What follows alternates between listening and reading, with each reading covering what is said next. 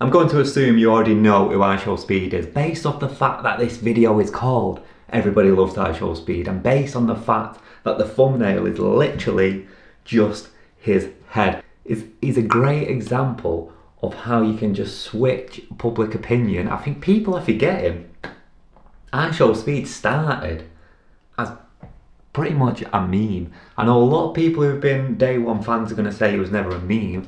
He was always streaming. It's just a meme happened to push him into the next level. So he was more of a streamer. He was more of a content creator that also became a meme, as opposed to the usual way, which is a meme that normally becomes a content creator. However, we cannot deny the fact that it was a meme that made him who he is today. If it wasn't for this Bradley guy and this £1.79, iShowSpeed would never be iShowSpeed. It's just crazy to think about that. But the point of the video is that in the beginning, not everyone loved iShowSpeed. There was definitely more of a hate watching. What do you call it? Oh, what's the word I'm looking for? People were hate watching in the beginning, right? He just seemed to be this little angry kid, always shouting about that, kept showing up on TikTok again and again and again. 2022, it was just constantly all over TikTok, and I remember those days. I remember the commenters never actually knew. The majority of commenters didn't necessarily know who he was. They was just commenting on the content, whereas today when he shows up, I think this is not making any sense whatsoever. People didn't used to like him a lot. He was a bit cringer and he was a bit tacker, and he just used to kind of do the same thing, just sit around and shout at things. Whereas now, all of a sudden, if you've been in like a coma for the last 2 years and you've just woke up, he's kind of taken over the world. He's gone on all these massively successful world tours. He's still all over TikTok, but this time there's a difference. This time people are showing him nothing but love, and people know who he is. He's changed the way that we see YouTubers and the way that we see celebrities. It used to be celebrity and YouTuber, and even with people like Mr. Beast and PewDiePie, who became huge on YouTube and became household names pretty much, there was always still this kind of separation between them and traditional celebrities. But iShowSpeed has kind of bridged that gap, and you can see this with the world tours. The crowds that are showing up, they just act differently. They're not acting as if they're just there to meet a YouTuber. They're acting as if they're there to meet their idol, which is kind of, I think, how we differ from celebrities to everyday YouTubers, right? YouTubers were always more approachable.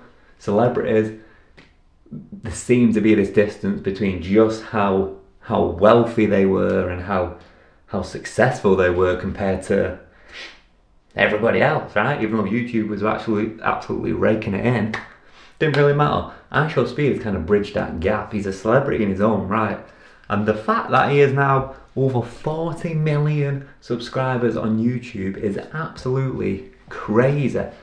There's a new thing I'm doing on my YouTube videos where I'm trying to give more value instead of just, I'm trying to give a takeaway. So if you've made it this far into the video, congratulations. Your prize is the value I'm going to instill in you, because normally in my videos I'm just kind of talking about someone and we're just kind of discussing someone, but I want you to feel more valuable.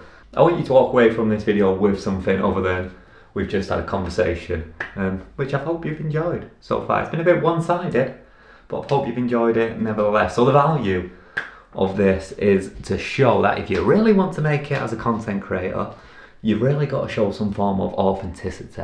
That's the way iShowSpeed has kind of made it up, right? With the live streaming, there's no room for error. Look how many times I've just cut this video because I keep stumbling over my words and having to find different words or find different ways to say things, or because I keep losing track of what I'm saying.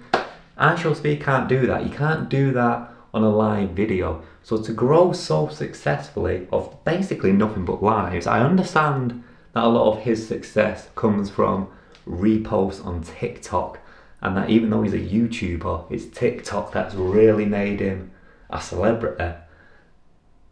there is still no room for error when you're a live streamer. To even find these little nuggets of gold within that, it shows pure, absolute authenticity. You can't, if you're doing a 5 hour live stream, you can't fake your personality or your persona for 5 hours. And even if you can, that in itself is something that we should be celebrating, right? If his whole persona is purely fabricated, then congratulations, because what a job that must take to act on that level for that long. So it's the authenticity. A lot of people want to be content creators today, or a lot of people want to be liked by other people, even if it's not a content creator thing. We still want people to like us.